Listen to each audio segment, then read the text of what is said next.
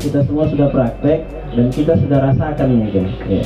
Kemudian yang terakhir kita sharing saja teknis bagaimana penanaman untuk kegiatan ini, karena sebagian dari ketujuh kelompok ini itu sudah hampir pasti akan didorong sudah untuk memulai kegiatannya. Ketua kelompok kami dari Wonggolinda, Nangsung, Pelu Singgawi, Pelu Singgani, Simpulu Singgani, Kapelota Singgani, dan juga anggota yang hadir di sini. Saya yakin melihat wajah-wajahnya itu wajah-wajah bersemangat semua. Jadi ditakut-takutin, jauh, ternyata tidak jauh. Dekat.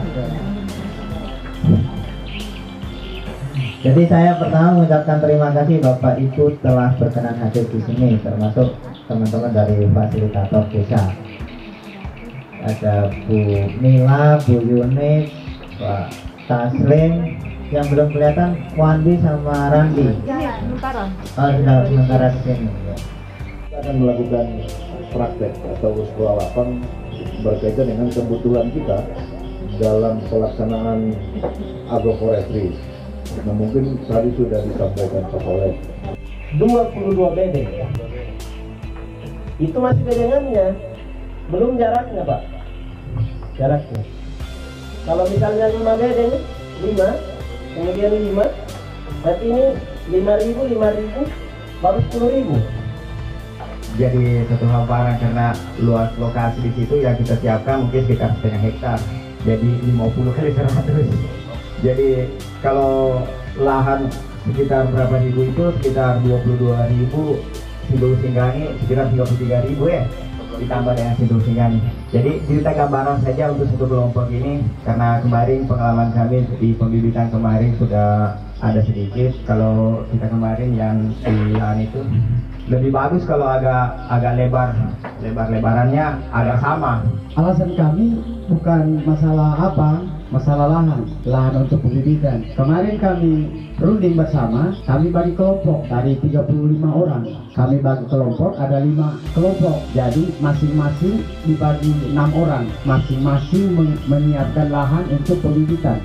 Saya menanggapi ada penyampaian dari kelompok apa tadi itu bahwa dari sekian anggota kelompok mereka mengajukan untuk masing-masing membuat persemaian. Memang buat pada saat pertemuan kemarin di hotel Grand Wisata ada sempat disampaikan seperti itu Pak, bahwa kalau umpamanya lahan tidak memungkinkan mungkin masing-masing kelompok bisa membuat persemaian dikelompokkan berapa orang.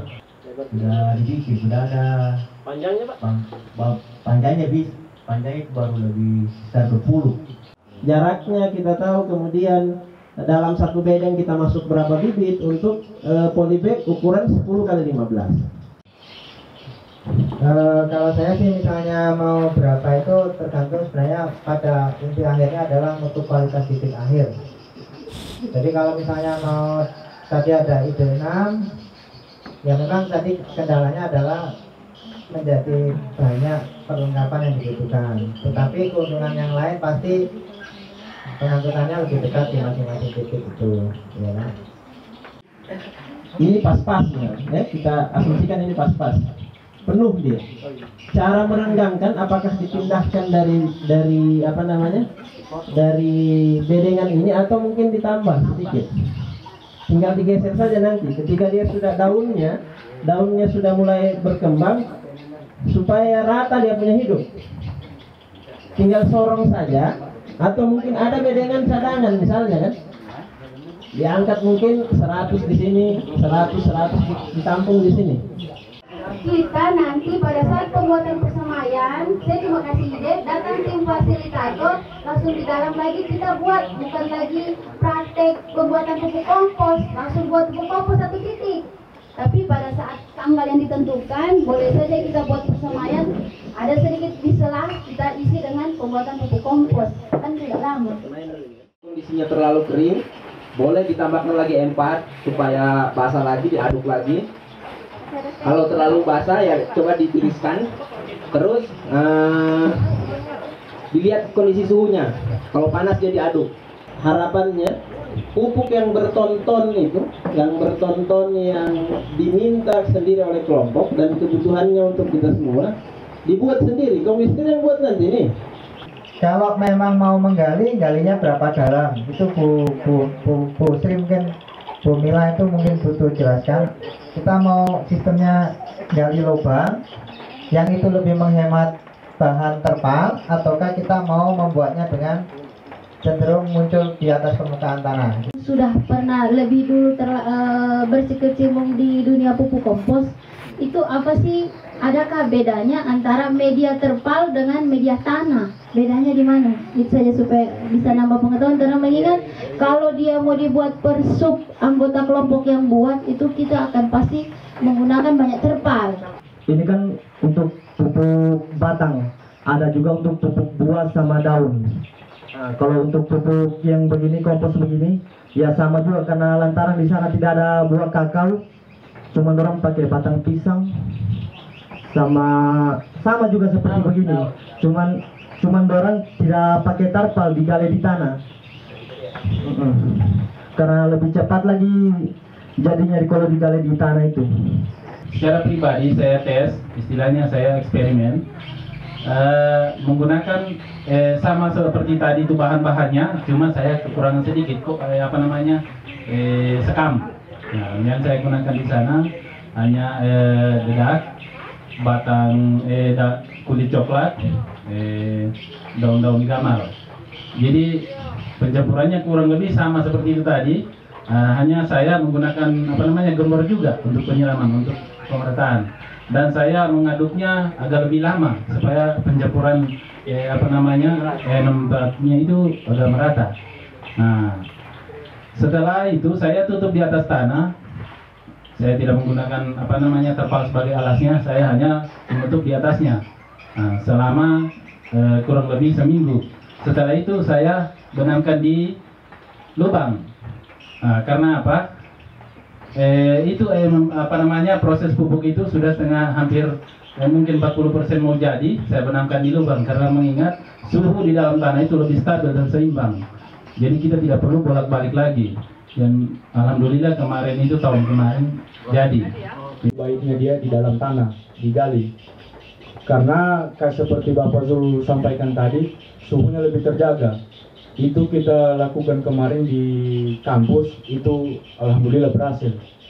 Jadi tinggal media pengolahannya saja tergantung luasan lahan toh, apakah bisa dibikin satu lubang atau berapa lubang. Jadi digali dulu dia, diolah di dalam, kemudian ditutup pakai terpal. Usahakan jangan sampai ada udara yang masuk supaya cepat pelarutannya di dalam itu, prosesnya di dalam. Kemudian untuk selama proses sampai pupuk digunakan di lahan itu harus sering dibolak-balik dia supaya merata pembusukannya. Sebelum dibolak-balik itu kita diamkan selama 2 hari dulu.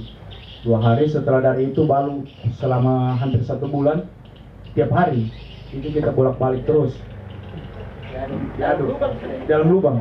Dia bisa kita bolak-balik pagi, mungkin besoknya atau sore. Bisa juga pagi atau sore.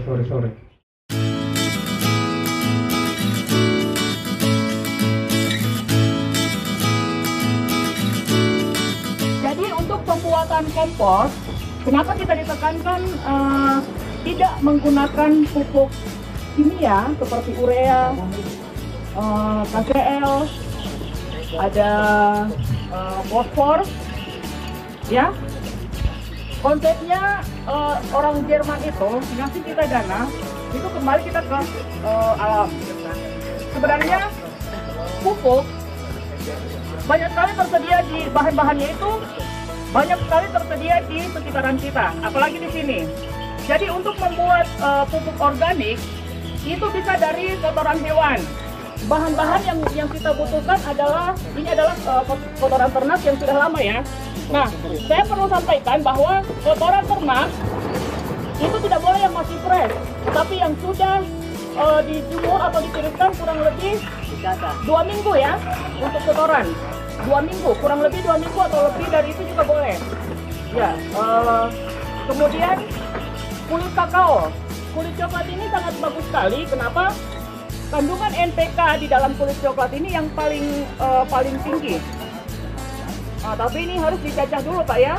Nah, jadi di sini sudah tersedia ada kotoran, ada sekam, kemudian daun gamal, ada kulit kakao. Jadi semua daun-daunan itu bisa digunakan untuk bahan pembuatan kompos. Nah, kemudian kita butuh mikroba pengurai, namanya M4. Ini bisa kita temukan di toko pertanian, ini murah saja harganya. Jadi 1 liter M4 ini namanya efektif mikroorganisme, bakteri pengurai. Ini harganya 25.000 1 liter. Dan 1 liter ini bisa untuk membuat 1 ton pupuk kompos. Untuk proses percepatannya, bagian dari makanan mikroorganismenya yang mendukung itu ya tadi itu daun gamal, terus ini gula, ya toh? Glukosianya yang mendukung terhadap proses pencampurannya itu. Terus bahan-bahannya Pak, ini kan kita mencacah dengan alat yang kita punya hari ini. Nah, akan lebih bagus kalau mau pupuk itu lebih bagus, tidak akan menjadi gumpalan-gumpalan seperti itu dan lebih lembut daripada itu.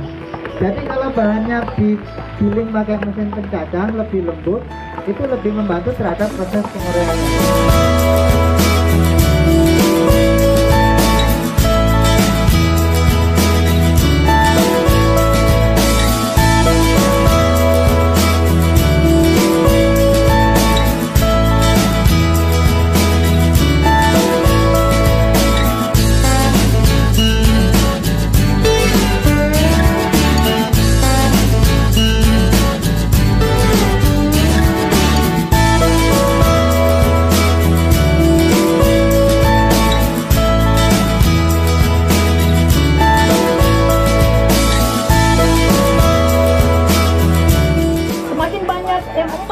taruh itu sebenarnya semakin bagus, hanya efisiensi biaya.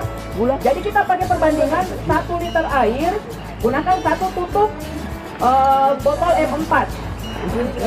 Itu sudah ada Pak. Ya. Berapa sih? Oke ya. Nah, kemudian M4 gula dengan air kita aduk rata, kemudian disiramkan.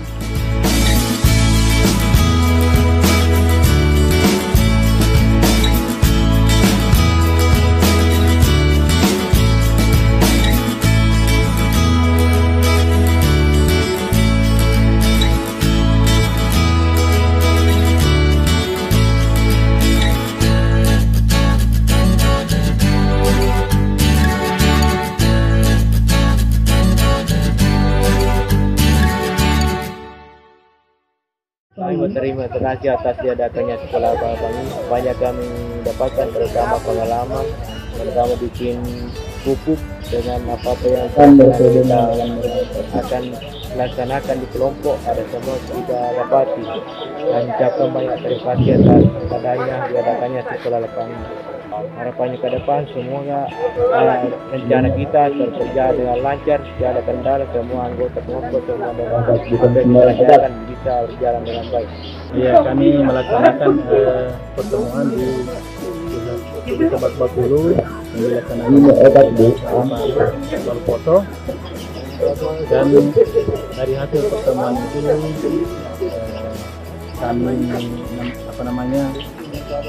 sangat berterima kasih karena ada informasi-informasi yang sangat penting yang kami tidak ketahui. Pada kesempatan ini kami telah memberikan pelajaran yang cukup banyak dari pertemuan ini. Selanjutnya pesan dan pesan saya kepada pihak terkait di PDASAL Palupoto agar lebih sering melaksanakan program begini untuk mengendalikan banjir, terutama di Kabupaten Sigi. Dan saya sangat berterima kasih telah melaksanakan program penanaman agroforestry demi membantu masyarakat yang ada di Kabupaten Sigi, khususnya Desa Tintugu, kelompok Tani Maroto, dalam hal penanaman tanaman agroforestry. Dan kegunaannya itu sangat banyak kami rasakan sebagai masyarakat, bisa sebagai penunjang ekonomi masyarakat dan juga pelindung untuk erosi dan banjir. Demikian.